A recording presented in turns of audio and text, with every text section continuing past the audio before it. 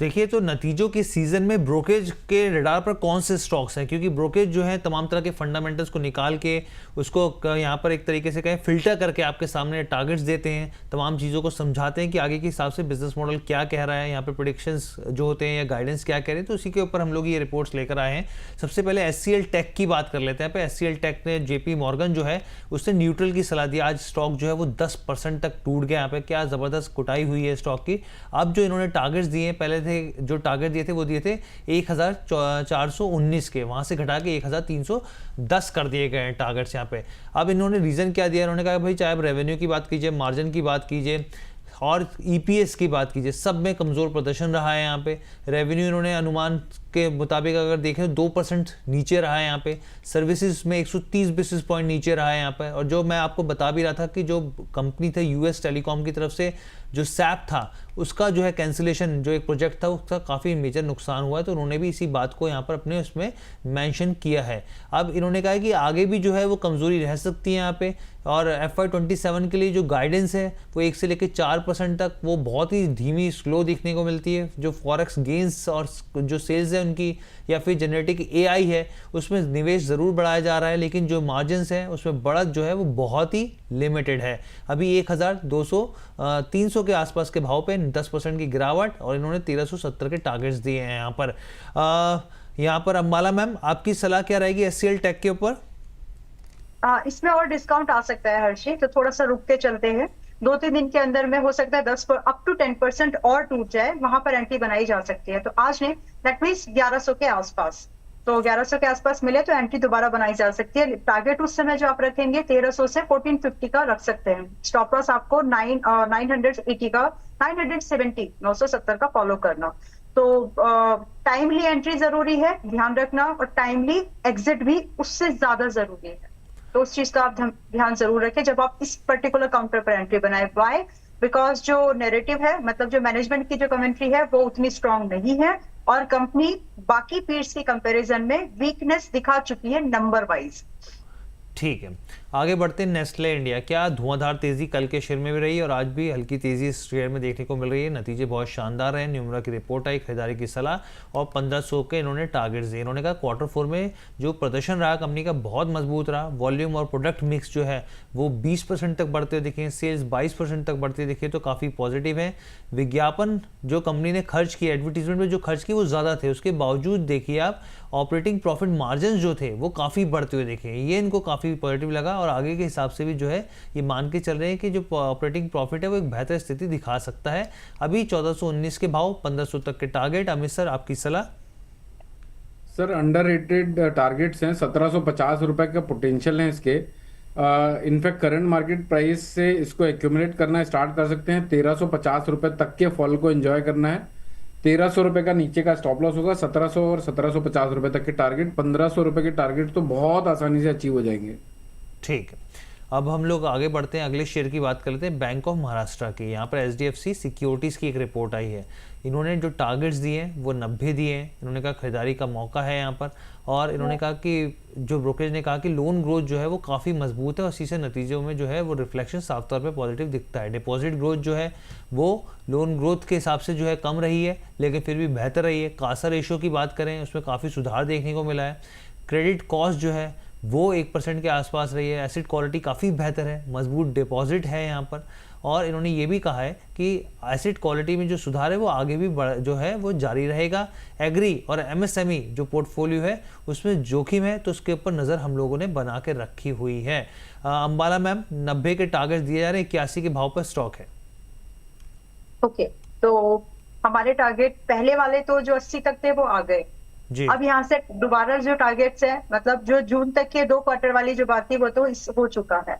90 target कब लगते हैं? 100 रुपए तक का टारगेट है, लेकिन एंट्री करंट प्राइस पर बहुत रिस्की है because of the risk and reward. Stop loss hitting हो सकता है।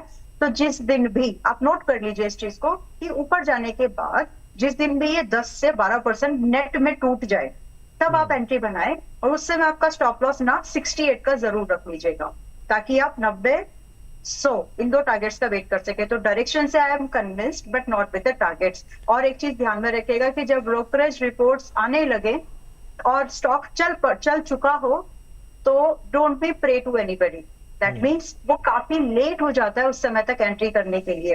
एंड इसी प्लेटफॉर्म पर, एयू के ही प्लेटफॉर्म पर ये स्टॉक आपको 63 पर, 64 पर, उससे पहले वाली बात पिछले साल की है तो उसकी बात करने की जरूरत नहीं है, बट मोस्ट रिसेंट 62 के आसपास भी आप लोगों को सजेस्ट किया था 80 के टारगेट्स, 70 एंड 80 के टारगेट्स के लिए गॉट हिट। तो अभी थोड़ा लेट है, समझ जाओ, ऑल टाइम हाई के पास में थोड़ा सा प्रॉफिट बुकिंग आए तभी एंट्री करना, अभी नहीं, महंगा है। ठीक है, अभी महंगा लगता है। यहाँ पर मैम का कहना है, यहाँ पे अब साइंट डीएलएम की भी बात कर लेते हैं, आखिरी स्टॉक है इस लिस्ट में। और इसमें देखिए ओवरवेट की सलाह दी जा रही है, जेपी मॉर्गन के जरिए 400 के टारगेट दिए जा रहे हैं। इनका कहना है कि Q4 जो है वो मिक्स रहा है, रेवेन्यू जो है वो इनका मानना है कि कमज़ोर है, लेकिन मार्जिन जो है वो बेहतर दिख रहे हैं। यहाँ पे 14% जो है इन्होंने कहा कि रेवेन्यू में डिप है, लेकिन मार्जिन जो है वो सुधरते हुए दिखे हैं। एडजस्टेड ग्रोथ जो है इनको बेहतर दिख रही है। यहाँ पे इनका मानना है कि आने वाले क्वार्टर में FY27 में खासतौर पर रेवेन्यू ग्रोथ जो है वो काफ़ी अच्छी दिख सकती है। बोर्ड जो है वो डिविडेंड पे विचार कर रहा है, अभी क्लैरिटी डिविडेंड को लेके नहीं है, लेकिन इनका कहना है कि आगे जैसे कंपनी जो है फंड जुटाएगी तो एक्सपेंशन मोड पे आगे बढ़ेगी और बेहतर स्थिति दिखने को मिल सकती है यहाँ पर। तो साइंट डीएलएम, अमित सर क्या सलाह रहेगी साइंट डीएलएम के ऊपर? हर जी, जब ये साइन डीएलएम 450 रुपए के लगभग चलता था तब ये 348 का सपोर्ट लेकर वापस से बाउंस बैक देता था। अभी जब रीसेंट फॉल हुआ था उसके बाद 348 के आसपास सप्लाई आ रहा था, फिर बाजार टूट रहे थे 280 275 तक। तो 350 का जो जोन है वो एक प्रॉपर अब डिमांड जोन है। इसके नीचे जो आया बाजार का रेट वो फॉल्स ब्रेकआउट था, अब इसके ऊपर निकल चुका है, तो ये 400 रुपए नहीं 440 रुपए तक का लेवल दिखा सकता है। तो अगर कोई डिप मिले 360 रुपए 365 रुपए की करंट मार्केट प्राइस है, 360 रुपए तक एक्यूमुलेट कर सकते हैं। 340 के नीचे का स्टॉप लॉस होगा, 450 के टारगेट होंगे, पोजिशनल कॉल होगा, ये पोजिशनल कॉल होगा। तो ठीक है, अब यहाँ पे हम लोगों ने कवर कर लिए फटाफट से सारे जो स्टॉक्स थे ब्रोकरों की रडार पर जो थे। एक दो सवाल और ले लेता हूँ मैं यहाँ पे, हमारे जो प्राइम मेंबर है। हाँ मैम प्लीज बताइए। 8 अप्रैल को मदरसन संवर्धना रिकमेंड किया गया था, उस समय 105 108 की बाइंग रेंज रही है, वहां से 130 रुपए का आज पहला टारगेट जस्ट अभी ट्रिगर्ड होके 11:26 पर आ गया। तो कॉन्ग्रेचुलेशंस टू यू ऑल। यहाँ पर आपको 20% मिनिमम फर्स्ट टारगेट पर मिल रहा है, लेकिन स्विंग ट्रेड कर रहे थे अगर आप 8 अप्रैल से अभी तक, इट्स लाइक 10-15 दिन स्विंग ट्रेड कर रहे हो तो बुक कर लो, but it just a starting, because यहाँ से अभी जो फर्दर टारगेट्स है, minimum next target is 142 and second target is way bigger, it's like 160। तो आप अभी भी इसको ट्रेल करके आगे होल्ड करके जा सकते हो। मैं अभी बेरिश नहीं हूँ, बहुत सारे लोगों के लिए it may be a new buying, तो अगर आप कंसिडर करना चाहें कर सकते हैं। अभी यहाँ से 20% का टारगेट तो आ गया है, first target got hit eight 130 today, 8 अप्रैल का कॉल था। ठीक है, तो ये मैम ने यहाँ पे स्टॉक के ऊपर यहाँ पे क्लैरिटी दे दी है। एक दर्शक है राम सेठी जी, कह रहे हैं हमें सर रिको ऑटो इंडस्ट्री के ऊपर प्लीज़ बता दीजिए, इन्होंने जो खरीदारी करी 128 के भाव पे की है, कह रहे हैं स्टॉप लॉस और टारगेट क्या रहेगा?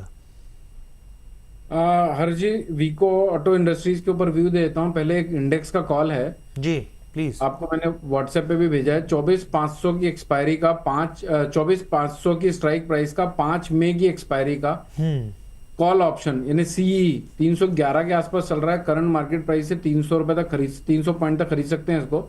199 का स्टॉप लॉस होगा, 450 600 750 के टारगेट होंगे, और ये कॉल सिर्फ और सिर्फ मंडे तक एप्लीकेबल होगा, क्योंकि ट्यूसडे की हमारी एक्सपायरी, और एक हफ्ता होल्ड नहीं करना है, क्योंकि अगर अगले मंडे तक नहीं चला ये बाजार, आने वाले मंडे तक, तो हो सकता है इसके प्रीमियम डिके हो जाए, और अगर बाजार कहीं चले भी ना तो भी लॉसेस में कन्वर्ट हो जाए। तो मंडे तक के लिए एप्लीकेबल होगा। करंट मार्केट प्राइस से 300 रुपए तक खरीद सकते हैं। 199 का स्टॉप लॉस, 450 600 750 के टारगेट। ठीक है, 750 के यहाँ पे टारगेट्स है, ये दिए गए हैं सर की तरफ से। और सर इसके साथ ही वो रामचंद्र सेठी जी का अपना जो सवाल था वो भी एक बार बता दीजिए। रिको सर, वीको मेरे रिको ऑटो इंडस्ट्री जी। हाँ, एक मिनट सर। रिको ऑटो इंडस्ट्रीज, देखिए अभी तो मुझे लग रहा है कि ये 122 रुपए के आसपास इसका सप्लाई जोन है तगड़ा वाला, और लोअर साइड में 113 रुपए का डिमांड जोन है। तो 113 और 123 रुपए के बीच का ही लग रहा है। अगर 113 रुपए के आसपास कोई डिप मिलता है तो यहाँ पर लॉन्ग लेना चाहिए 123 रुपए के टारगेट के लिए। ओवरऑल जब तक 111 रुपए की नीचे की क्लोजिंग नहीं आ रही है तब तक, और कोई मेजर फॉल आ जाए इसकी संभावना कम है। 105 का एक प्रॉपर डिमांड जोन है जहां पर बाजार ने मल्टीपल टाइम्स लो लगाकर बाउंस बैक दिए हुए हैं। तो अगर 150 लॉन्ग टर्म में नहीं तोड़ता है, यानी थोड़े लंबे नजरिए से देखते हैं तो आप 105 के नीचे का भी स्टॉप लॉस रख सकते हैं, और 123, और लॉन्ग टर्म के लिए होल्ड करते हैं तो 140 रुपए तक के पोटेंशियल आगे 3 से 6 महीने में देख सकते हैं। ठीक है, तो ये ओवरऑल शो था। हम लोगों ने कोशिश करी तमाम चीज़ों को लेने की और यहाँ पर दर्शकों के सवालों के जवाब देने की। अब हम लोग शो को यहाँ पे ही समाप्त करते हैं। अंबाला मैम, आपकी तरफ से डिस्क्लेमर। जी, thank you Harshit. It was a great show actually. बहुत सारे स्टॉक्स पर अपडेट दिया है, और जाते जाते बैंक निफ्टी का जो ट्रेड है, केयरफुली रहना, ऑप्शन है ये, ठीक है। ऑफ साइड ऑप्शन है, ऑफ साइड मत रहना, कर देना। रही बात जितने भी स्टॉक्स पर रिकमेंडेशन दी है, देयर आर हाई पॉसिबिलिटीज कि वो स्टॉक्स हमारे मॉडल पोर्टफोलियो या फिर हमारे मेंबर्स या फिर जिन ऑनलाइन प्लेटफॉर्म्स पर रिकमेंडेशन हम शेयर करते हैं, रिव्यू शेयर करते हैं, व्यूअर्स के पास में हो सकता है। But in my personal portfolio there is no conflict of interest. जो रिकमेंडेशन दी है उनमें से किसी भी स्टॉक में मेरा कोई पर्सनल होल्डिंग नहीं है। जहां है और ऊपर स्टॉक आया तो मैंने वहां पर हाईलाइट कर दिया आपको। फर्दर ट्रेडिंग एंड इन्वेस्टमेंट दोनों सब्जेक्ट टू मार्केट रिस्क है, आप उसको समझते हुए काम करें, कंफ्यूज ना रहे। और पास्ट परफॉर्मेंस फ्यूचर में रेप्लिकेट होगी ऐसी कोई गारंटी नहीं है। फ्यूचर सेबी का लाइसेंस या certificate by NSM, no way of guarantee कि फ्यूचर में परफॉर्मेंस आपको गारंटी प्रॉफिट मिल सकता है। इस चीज का हमेशा ध्यान रखिएगा जब भी आप डिसीजन ले रहे हैं, making for the for trading और investment, whatever it could be. Make sure you are discussing with your financial advisor. It is always advisable. Thank you so much for having me here. ठीक है, thank you so much ma'am. और Amit sir, आपकी तरफ से disclaimer please.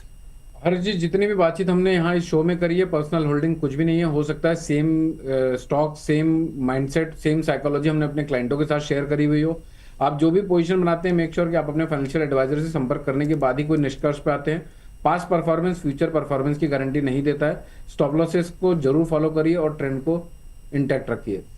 ठीक है, बहुत बहुत धन्यवाद आपका भी सर, हमारे साथ जुड़ने के लिए, कीमती समय देने के लिए।